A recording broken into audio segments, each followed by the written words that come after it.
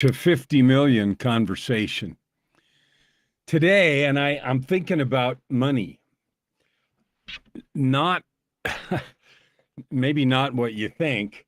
My goal, I'm going to help 50 million people discover and serve with their gifts. That's my commitment in this year. And the year for me goes from October 14th to October 14th. So today's November 14th. That means I've got 11 months left. I'm excited. The passage of time doesn't concern me in the slightest. The goal is well underway. All kinds of things are manifesting to help. And at the same time, there's this thing about money. And I wanted to talk about it today because it came up in a couple of conversations I've had over the last couple of days. Money is nothing.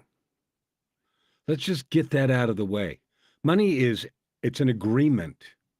And when I say it's nothing, I don't mean it has no value. Of course, it has a value. It has a place.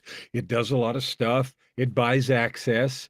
We've created a terrifyingly bad religion around it, which has nothing to do with money itself. It has to do with the status and power we have given it by our worship. We worship at the altar of this money, of people who have more and have less, and it buys access, it buys status, it buys importance. But you know what it doesn't buy? It doesn't buy anything you can take with you when you go. You know, that is an old Alan Parsons song. You can't take it with you no matter what you do. That's so true. And yet we have this fascination around it. So in my coaching and the books that I write and the podcasts that I do and the guesting that I'm on, money often comes up as a topic. It did today. I was on a long episode, almost an hour and a half, I guess. And it was fun. We had a great time. And we talked about money, about the idea of coaches closing clients. And when I had executive positions, I made a lot of money. I was in a position where the work that I provided was worth to somebody good coin, so I got paid a lot. I wasn't very smart with it. And if you've read Tightrope of Depression, well, you know the story. And then when I ended that whole career after 30 years, I was in 2007, I decided to become a coach, an encourager of people, a lover of people, a healer of souls, a multiplier of prosperity. But that required that I do something different. It required that I have expertise not in that thing over there, which is easy to talk about, but in being an encourager of people. And that really put me, without meaning to, sort of in the middle of the spotlight. And I had to learn to shift that to whoever I was talking to. And I have, and I've learned that now, and nothing's about me, and I don't need anything. But still, this thing about money comes up. And I was having this conversation today with someone who was talking about how hard it was to close coaching clients and how much, the idea of testimonials and trying to prove something. And then I had another conversation with someone who was talking about how dirty money feels. It feels dirty to ask for money. Well, there's all kinds of stories that we have about it. And I know for sure that for many of the people that I'm going to help, this road to 50 million, the 50 million people that I'm going to help to discover and serve with their gifts, some large percentage, and I don't know how many, but based on people I talk to, it's a really large percentage, are going to have stories about money. And by stories, I mean that they don't know how to make it, or they don't know how to keep it, or they're not worth any, or that it's dirty and they shouldn't have any, or that if they get some, it will make them bad, or all kinds of other stories that have nothing to do with the money itself. It has to do with this mythology that we've created around it and this ugliness that has come from having it. C.S. Lewis, a writer who wrote the Narnia stuff, Chronicles and things, he said, happiness comes not from having a thing, but only having more of it than the next person. And I'm sure that's a paraphrase, but it was something like that. And that comparative status is so related to money. Look, money is an agreement. It's how we measure collected energy. So if I go plant a garden and I grow vegetables, I have some vegetables. That's collected sunshine and, the work of the dirt and everything else. And then I can sell those or trade them, and they become my currency. Well, since we no longer have the ability to trade directly with everything we need, then we create an intermediary, money. That's all fine, and everybody knows that. The problem is when we think that because someone has more of it than someone else, that they somehow are better. Well, that some people have a lot of money who have earned it very diligently and have provided enormous value to people. And you know what? People that do that, they tend also to give it away freely and use it to do other good things. You might also know people, I certainly know people, who have accumulated significant cash and done it by nefarious means, done shady deals and things that weren't good. And you know what I notice? Often, I'm not generalizing, but often those people keep it. They're certainly not philanthropists, right? And then we have a religion around flaunting it. We worship people on television and in movies and in real life who have a lot. Somehow they're better and they get status. You listening to this right now, you can have all the money you need. There's an infinite amount. Money's energy, and we all know there's an infinite amount of energy. There's two parts to this. The first part is to figure out how you create value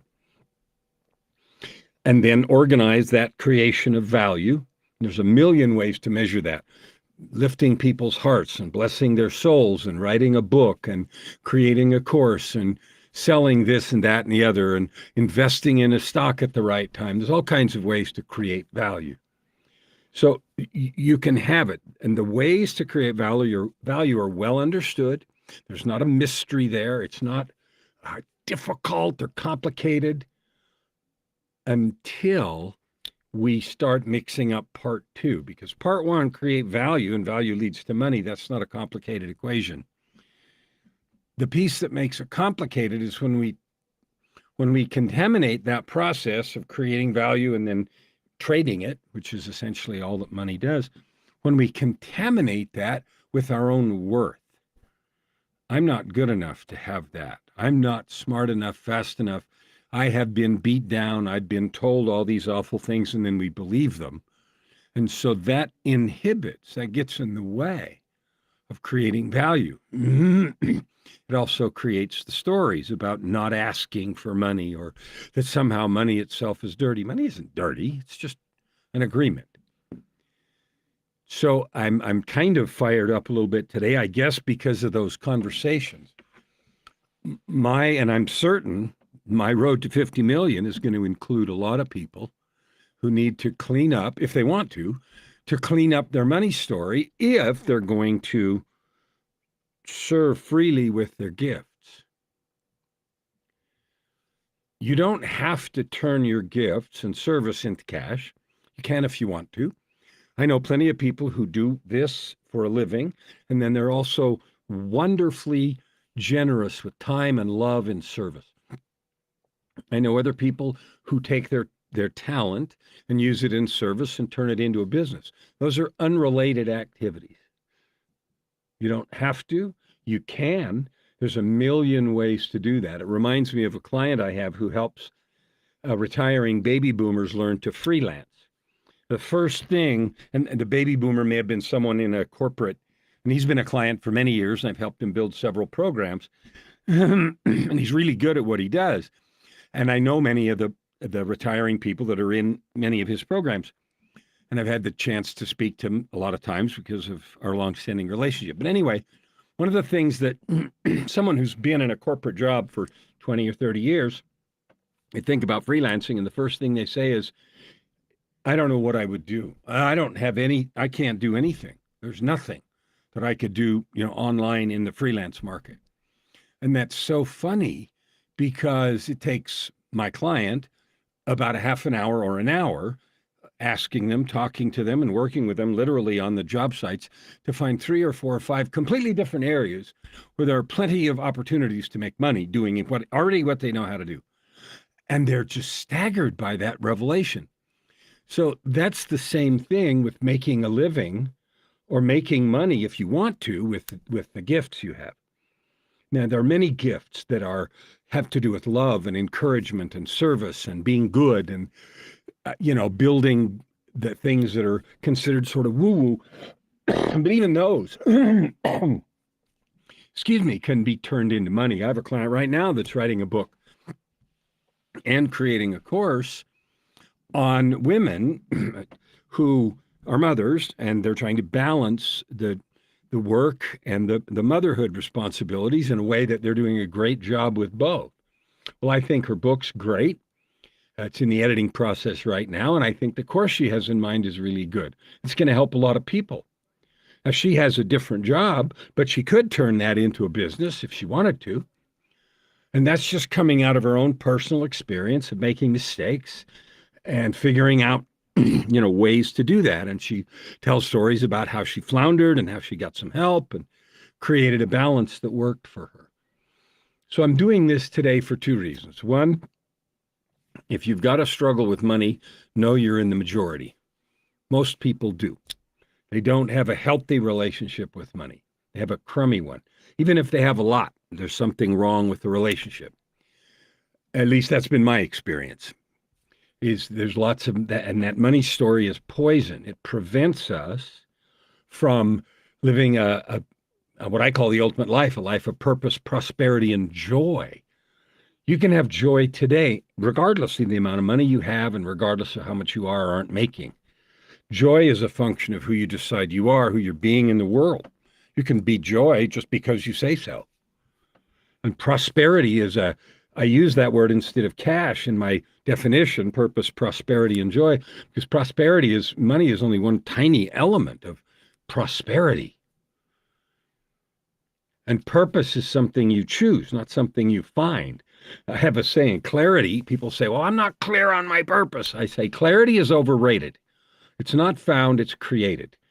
You create clarity by your choices and your action. Anyway, so on my road to 50 million, I expect and I look forward to the people who are struggling with money and are willing to just clean that story up and love money.